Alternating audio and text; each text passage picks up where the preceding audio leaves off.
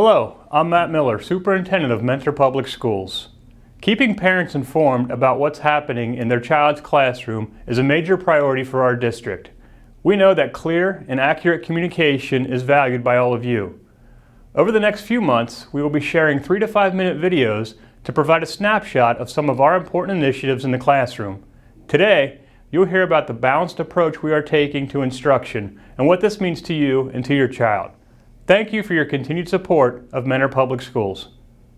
Over the past 5 years, many of our schools have undergone tremendous transformations.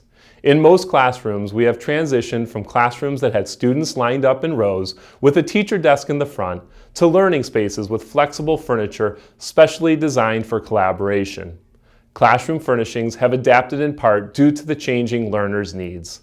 But the way a classroom looks is not the only thing that has changed over the past several years. Mentor Schools has sought to fundamentally change the student experience as he or she moves throughout the school day. Primarily, there has been a shift of focus from memorizing facts to creating new content to express students' thoughts, understanding, and knowledge. The workforce, colleges, and the military are looking for individuals who right out of high school are able to sift through all this information, synthesize it, and then express themselves in both the written work and spoken word. The center of attention has moved in most classrooms from the teacher being the giver of knowledge to the teacher in the role as facilitator.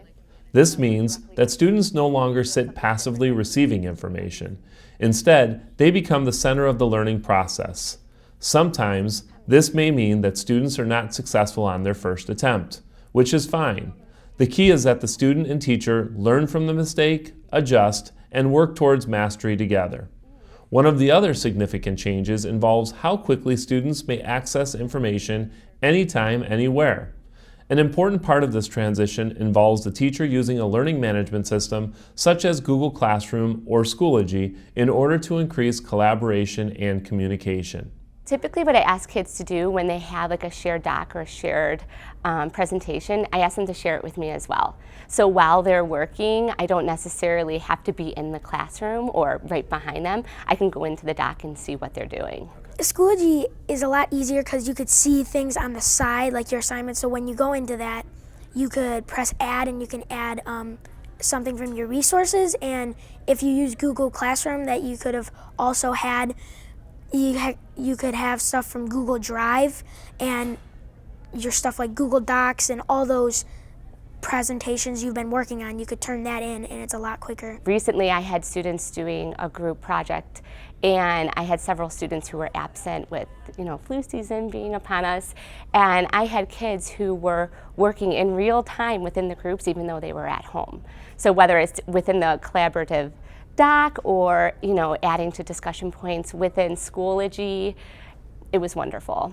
This transition has also helped our students and parents to become more organized. I think in Schoology it helps me by, I know what I have to do on the side, and you could just see the time when it's due, and pretty much everything you need to know is right there in it. My parents use Google Classroom and Schoology to help them find out my grades, what I've been learning in class, and everything's organized right there, so it helps them a lot. The district has supplied the appropriate technology to all students. In elementary schools, students have access to iPads and Chromebooks. In the middle school, all students have 24-hour access to their iPads, and the same is true at the high school level with the MacBooks. This access has meant that teachers emphasize staying safe and appropriate online and how to be a critical consumer of online content. I define digital citizenship as what a student is doing online when no one's looking. So how does that student portray themselves, whether it's through social media or through any of the technology such as Google Drive? What are they typing? Basically, if you were to search that student up online, what would show up? And hopefully it's all positive things. If you're a good online citizen, you are very respectful towards other people and their opinions. Be a good person on the internet, just like how you create a good, positive, background for yourself as a regular citizen. Make sure that your source is credible. Make sure you can find multiple sources that back that up rather than just going with the first Google search. Throughout this implementation, we have stressed the importance of a balanced approach to technology. The key is that the classroom has become flexible and balanced, where the focus is always on the learning and teaching.